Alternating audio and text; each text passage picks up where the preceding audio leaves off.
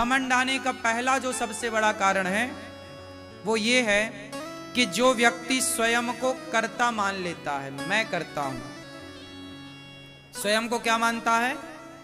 कर्ता, मैं करता हूं। जो स्वयं को कर्ता मान लेगा उसे घमंड आएगा, उसे लगेगा मैं कर रहा हूं। लेकिन जो ये मानता है कि मैं नहीं, सब कुछ भगवान करते हैं, फिर उसे घमंड क्यों आएगा? क्योंकि वो तो ये जान रहा है कि मैं नहीं कर रहा हूं, भगवान मेरे से करवा रहे हैं। तो जो ईश्वर करवा रहे हैं ये मानसिकता रखेगा वो घमंड से बचेगा।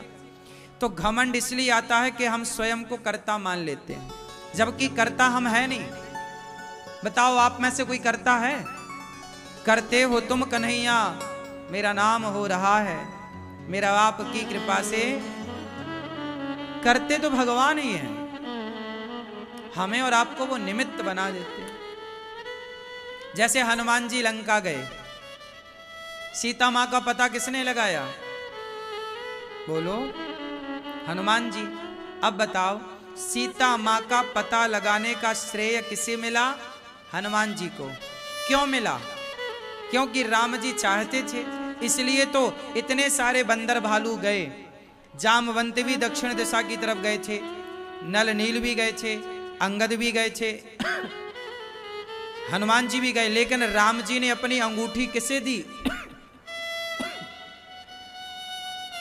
तो राम जी स्वयं चाहते थे कि लंका हनुमान जी जाएं, इसलिए तो अंगूठी हनुमान जी को दी गई, वरना अंगद को देते।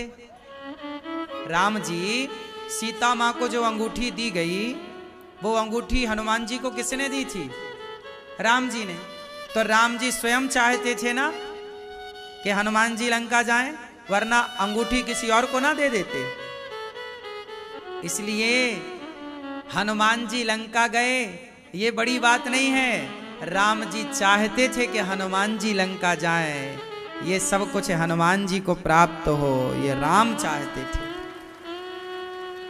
इसलिए आप कुछ करते हो ना, आप सफलता पाते हो ना, तो समझ लो कि भगवान चाह रहे हैं कि आप सफल हो जाएं, इसलिए आप सफल हुए। आप ये मत कहना कि जी मैं गया, हनुमान जी ने ये नहीं कहा कि जी मैं लंका गया, नहीं। राम जी अंगूठी किसी और को दे देते ना तो वो चला जाता, नहीं चला जाता। फिर राम जी स्वयं चाहते थे कि हनुमान जी जाएं, सीता का पता हनुमान जी लगाएं। उसी तरह बिहारी जी खुद चाहते हैं कि गौरी गोपाल आश्रम में सबकी सेवा हो, इसलिए बिहारी जी ने ये दास अनिरुद्ध को ये सेवा की जिम्मेदारी दी है। आप तरक्की कर रहे हैं, मतलब भगवान खुद चाह रहे हैं कि आप तरक्की करें। आप नाम कमा रहे हैं, आप सेवा कर रहे हैं समाज की, भगवान चाह रहे हैं, इसलिए आप कर पा रहे हो साहब। वो नहीं चाहे तो तुम क्या कर लोगे? राम जी नहीं चाहते तो हनुमान जी नहीं जाते लंका साहब। आप बात समझ रहे हैं ना? राम जी नहीं चाहते तो हनुमान जी लंका नहीं जा सकते थे, जा सकते थे। फिर इसलिए आप ये मत कहो कि मैं करता हूं, ये कहो कि हम सबसे बिहारी जी करा रहे हैं। भगवान स्वयं अपना कार्य करते कराते हैं, हमें और आपको निमित्त बनाते हैं। जैसे हनुमान जी लंका गए तो निमित्त बना दिया। राम का काम कौन करेगा? राम का काम खुद राम कर लेते हैं। भगवान अपना खुद अपना करा लेते हैं किसी ना किसी से। फिर तो हम क्यों घमंड करें कि हम कर रहे हैं? भगवान चाह रहे हैं इसलिए सब कुछ हो रहा है। भगवान चाह रहे थे इसलिए आप दिल्ली से चलकर कथा सुनने यहाँ आए, आप अपने गांव अपने शहर से चल करके कथा सुनने यहाँ आए। भगवान चाह रहे थे इसलिए तो आप आए। वो नहीं चाहते तो आप तो अपने काम में थे ही बिजी, आप तो अपने घर पे ही थे, अपना काम कर रहे थे। तो आप ये मत सोचो कि आप आए हैं, नहीं। जैसे राम जी ने हनुमान जी को भेजा है, ऐसे भगवान ने आपको बुलाया है यहाँ। वो चाह रहे हैं कि आपके भीतर परिवर्तन आए, इसलिए यहां बिठाया है, वरना कहां आपको फुर्सत थी? आपको क्या लगता है? आप कृपा का अनुभव नहीं कर पाते ना, यही तो कृपा है। इस भरी भीड़ में, इस भरे संसार में बिहारी जी ने आप लोगों को चुना है। यहाँ आओ, चलो कथा सुनो यहाँ बैठकर, है ना। इसलिए भगवान के दर्शन करो, मस्त आनंद लो। जो हो रहा है अच्छा, प्रभु आपकी इच्छा है। हम तो हर हाल में मस्त, कोई शिकायत नहीं है। तो अभिमान आने का पहला कारण कि स्वयं को कर्ता मानना मैं, और दूसरा अभिमान इसलिए आता है अज्ञान के कारण। आपके अंदर अज्ञान है। अज्ञान यही कि मैं करता हूं।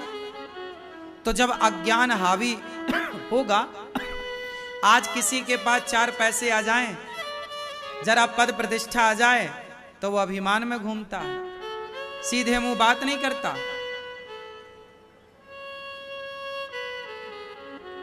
ये अभिमान क्यों आया?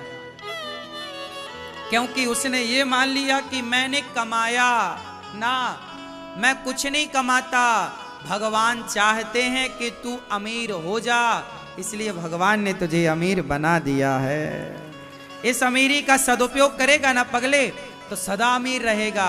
और तूने अमीरी का दुरुपयोग किया तो आज अमीर है, कल अमीर रहेगा, इसकी गारंटी नहीं है। मैंने समाज में देखा है, लोग सफल होते हैं, ऊंचाइयों में जाते हैं, फिर गिर जाते हैं। 100 में से 99 लोग सफल हो जाते हैं, लेकिन वो ज्यादा दिनों तक सफल रह नहीं पाते, फिर नीचे। क्यों? क्योंकि उन्हें ये पता ही नहीं है कि जब सफलताएं आए तो सावधानी क्या रखनी चाहिए। जरा पैसा आया, जरा सफलता आई, आदमी अभिमान में, अरे हम हैं तो कोई है ही नहीं, अपने च भगवान है, खुद कोई भगवान मानने लग जाता है, पागल। जरा पैसा आया, जरा शोहरत आई, तो बस घमंड, जमीन पर चलते ही नहीं, उड़ता है। लोग कहते ना यार बहुत उड़ते हो।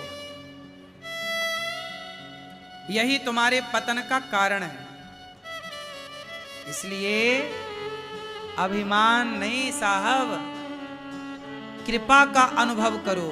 धनवान बन जाओ तो अभिमान का अनुभव ना करना, ईश्वर की कृपा का अनुभव करना कि प्रभु तो कितना दयालु है, मेरे जैसे मूर्ख, मेरे जैसे अज्ञानी, मेरे जैसे पापी को आपने इतना कुछ दे दिया है, ये आपकी कृपा है। मैं इसके लायक कहाँ था, जो आपने दिया है हम इसकी काबिलियत कहाँ रखते थे, पर आपने हमें इस योग्य बनाया। आप लोग कितने अच्छे हैं कि आप इतने लायक तो हैं कि आप किसी को 2 रोटी दे सकते हैं। समाज में ऐसे लोग भी हैं जो सुबह खाते हैं तो शाम को खाने की व्यवस्था नहीं होती। हे विधाता, आपका बहुत बहुत धन्यवाद कि आपने हमें, हमारा भी पेट भरा है, इसके बाद भी आपने इतना दिया कि हम किसी और को पेट भर खिला सकें। राम इतना दीजिए जामे कुटुंब समाए, मैं भी भूखा ना रहूं साधु ना भूखा जाए। इसलिए ईश्वर का धन्यवाद। कृपा ऐसा नहीं है कि भगवान की कृपा आप लोगों पर नहीं है, आप लोगों पर भगवान की कृपा जरूरत से ज्यादा है। पर विडंबना देखो कि आप उस कृपा का अनुभव कहां कर पाते हैं। आपके पास तो केवल शिकायतों का पहाड़ है, शिकायतें हैं, कृपा का अनुभव कहां है। हम आपके बीच में बैठे हैं, हम आपको सुना रहे हैं, 2 शब्द कहने की ताकत है, तो ये तो कृपा ही है ना। वरना बहुत लोग तो गूंगे हैं। बड़ी कृपा है आप लोगों पर कि आप लोग आंखों वाले हैं। हम पर बिहारी जी की बड़ी कृपा है कि ये 2 आंखों को दे रखा है देखने के लिए। संसार में ऐसे कितने लोग हैं जो देख नहीं पा रहे हैं। कितनी बड़ी कृपा है बिहारी जी की हम पर कि आप लोग अपने पांव से चलकर वृंदावन आए हैं। कितने लोग हैं संसार में जो हाथों में चप्पल पहन के घिसटते हैं। आपने देखा होगा किसी ना किसी स्थान पर हाथों पे चप्पल पहन के लोग घिसटते हुए आपको मिल जाएंगे संसार में। उन्हें देखो और फिर अपने को देखो। जो लोग हाथों में चप्पल पहन के घिसट रहे हैं, अपाहिज हैं, पोलियो से ग्रसित हैं, जरा उनको देखना और फिर अपने को देखना। आप बड़े भाग्यशाली हैं, कितनी बड़ी कृपा है विधाता, आपने हमें ये पांव दे रखे हैं चलने के लिए। विडंबना ये है कि आपको ये जो स्वस्थ शरीर मिला है ना, आज तक आपको इसकी कीमत ही नहीं पता लगी। जो है आपने कभी उसका आकलन किया ही नहीं। आप सारी जिंदगी शिकायतों में जीते रहे कि मेरे पास ये नहीं है। आपने लिस्ट बनाई उस चीज की जो आपके पास नहीं है। आपने कभी ये लिस्ट नहीं बनाई कि आपके पास क्या है। आज शाम को एक कागज लीजिएगा, एक कलम लीजिएगा और आज एक कागज कलम में लिखिएगा। लिखोगे ना? एक कागज उठाइए, एक कलम उठाइए, लिखिए कि आपके पास ईश्वर ने क्या क्या दे रखा है। जो दिया है उसकी एक लिस्ट बनाइए और जो नहीं दिया उसकी भी एक लिस्ट बनाइए। तो ज्यादा क्या होगा? जो दिया है वो ज्यादा है, जो नहीं मिला नहीं मिला, कोई बात नहीं। ईश्वर ने हमें इस लायक ना समझा होगा, हमें संकट से बचाने के लिए चीजें नहीं दी। जैसे बच्चा मोबाइल की जिद करता है पर मां नहीं देती मोबाइल। छोटे छोटे बच्चे गाड़ी की जिद करते, हमें भी गाड़ी दिलाओ, हम भी गाड़ी से स्कूल जाएंगे। अभी 12-13 साल का छोरा है, माँ बाप नहीं दिलाते, तू अभी बच्चा है, अभी गाड़ी नहीं दिलाएंगे। बच्चे को लगता है कैसे माँ बाप हैं, हमारी इच्छा ही पूरी नहीं करते।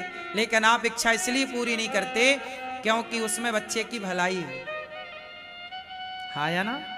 उसी तरह जो इच्छाएं आपकी पूरी नहीं हो पाई, शायद भगवान ने आपके साथ भला किया कि बेटा ये तेरे लिए सही नहीं था, इसलिए नहीं दिया। आप कृपा का अनुभव करना चाहें तो हजार बहाने हैं ईश्वर की कृपा का अनुभव करने के लिए। पर कृपा का अनुभव नहीं करना है तो फिर नहीं ही कर रहे हैं लोग तो शिकायत कर रहे हैं ना, हे भगवान तुमने ये नहीं दिया, हे भगवान ऐसा हो गया, हे भगवान ऐसा। शिकायत नहीं रे बाबा, धन्यवाद। जितना दिया है ना, तुम्हें नहीं पता कि तुम कौन हो। कुत्ते से पूछो कि मनुष्य का जीवन क्या होता है। कुत्ता जो यहां वहां लातें खाता घूम रहा है, रोटी के टुकड़े खाते घूम रहा है, अपमान सह रहा है। कोई भी द्वार पे कुत्ता आया तो आप भगा देते हैं। ईश्वर ने आपको कुत्ता, बिल्ली, पशु, पक्षी ना बनाकर कितना अच्छा मानव का शरीर दिया है। कुत्ता बिल्ली बनाते तो क्या कर लेते तुम? बने खाते ठोकर। ना रहने को ठिकाना है कुत्ते के पास, ना बिल्ली के पास। सर्दी गर्मी किस तरह से वो सहते हैं।